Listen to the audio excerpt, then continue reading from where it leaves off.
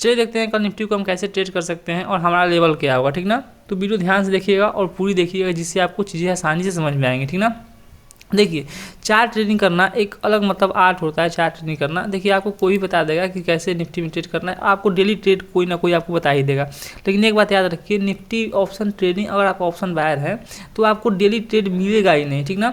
अगर आप ट्रेड लेते हैं तो 2-4 पॉइंट के लिए आप ट्रेड लेंगे, उतना आपका मतलब थीटा डी का होगा, उससे अच्छा नहीं। देखिए आप हफ्ते में 2 ही ट्रेड कीजिए, लेकिन उस ऐसा ट्रेड कीजिए जिसमें आपको ऑप्शन बाय वाली मूवमेंट जैसे फास्ट मूवमेंट मिले और वैसा आप ट्रेड करिए, ठीक ना। देखिए हम कल हमने आपको बताया था ट्रेड करने के लिए निफ्टी में।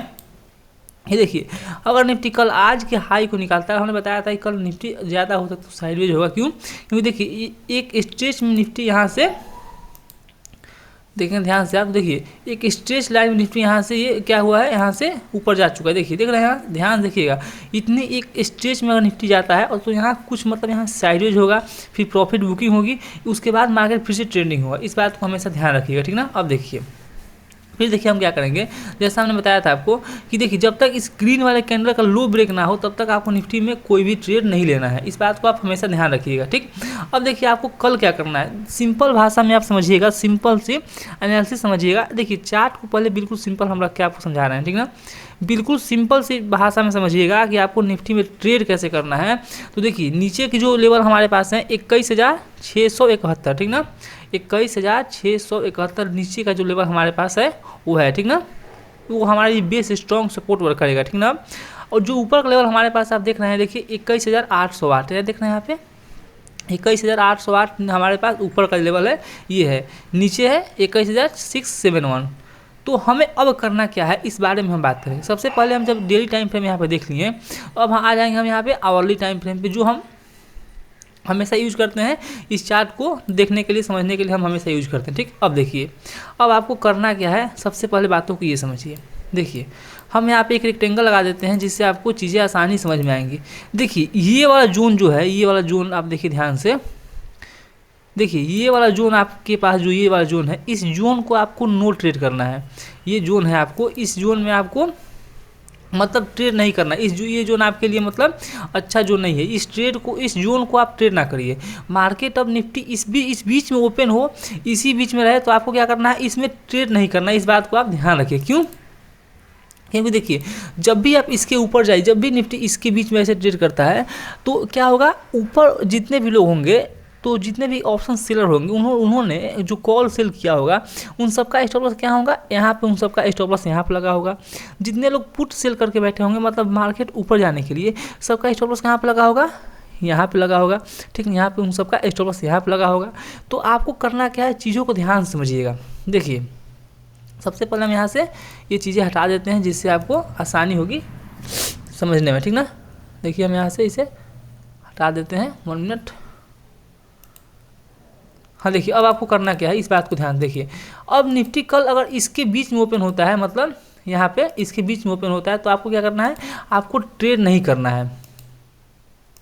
देखिए इसको हम हटा दें। हाँ देखिए जब निफ्टी अगर कल इसके बीच में ओपन होता है, इसके बीच में ओपन होने के बाद इसी में रहता है, तो आपको एक बात ध्यान रखना है, चाहे आपके पास कोई भी सेटअप हो, तो सेटअप के हिसाब से तो हम नहीं पता कि कैसे ट्रेड लोग करते हैं। हम प्राइस एक्शन बताते हैं आपको कि प्राइस एक्शन के हिसाब से कैसे ट्रेड आप कर सकते हैं, ठीक ना। देखिए अब आपको कल इसके बीच में ट्रेड नहीं करना है, ठीक ना। अब देखिए अगर निफ्टी मान लीजिए कि इसके नीचे आता है, मार्केट मान लीजिए कि इसके बीच में ओपन होता है, ध्यान से बातों को समझिएगा, इसके बीच में निफ्टी ओपन होता है, ठीक। अब देखिए इसके बीच में ओपन होने के बाद अगर मान लीजिए निफ्टी नीचे की ओर आता है, तो कहाँ तक निफ्टी आ सकता है, ध्यान समझिएगा। निफ्टी कहाँ तक आएगा, ये हमारे पास बेस स्ट्रॉन्ग सपोर्ट कौन सा अब है, ये वाला हमारे पास अब सपोर्ट रह गया, ठीक ना। 21,677 हमारे लिए ये एक सपोर्ट है। क्यों? क्योंकि देखिए इसी का ब्रेकआउट करके हम यहाँ से ऊपर की ओर यहाँ से हम गए थे, यहाँ पे आके हम टाइम स्पेंड कर रहे थे। तो एक बात समझिए कि निफ्टी अगर इसके बीच में ओपन होता है तो हमारे लिए ये सपोर्ट वर्क करेगा।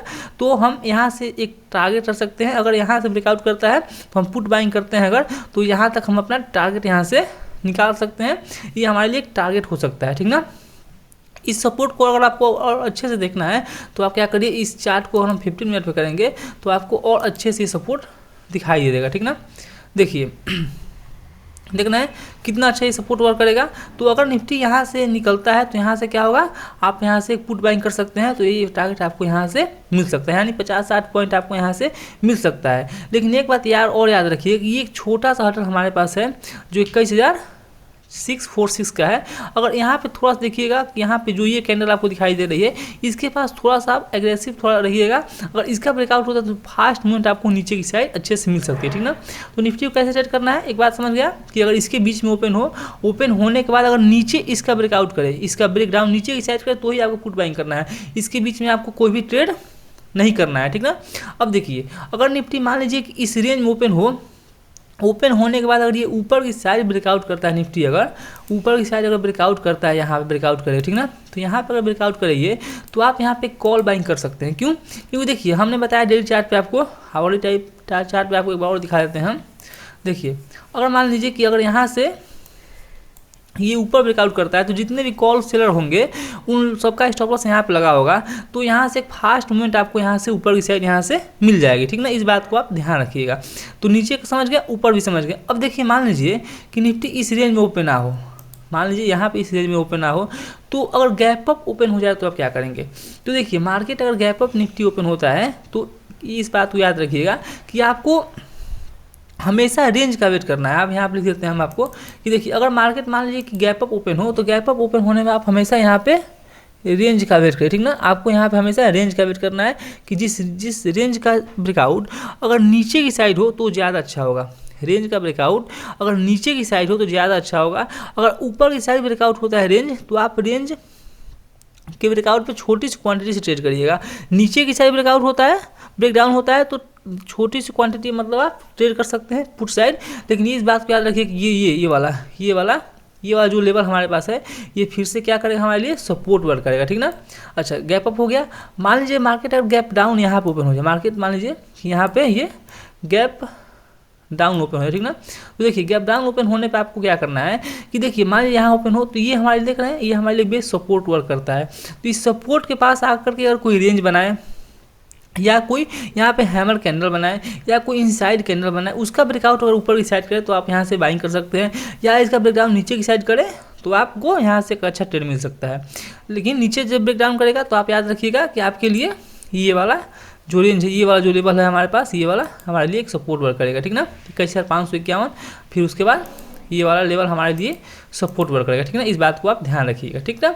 अब देखिए लेकिन इस बात को याद रखिए, ये हमारे लिए नो ट्रेडिंग जोन है, ठीक। दोस्तों उम्मीद है वीडियो आपको अच्छी लगी होगी, और वीडियो अच्छी लगे तो वीडियो को लाइक करिएगा, और चैनल बनाए हैं तो चैनल को जरूर सब्सक्राइब करिएगा, ठीक है। Thank you.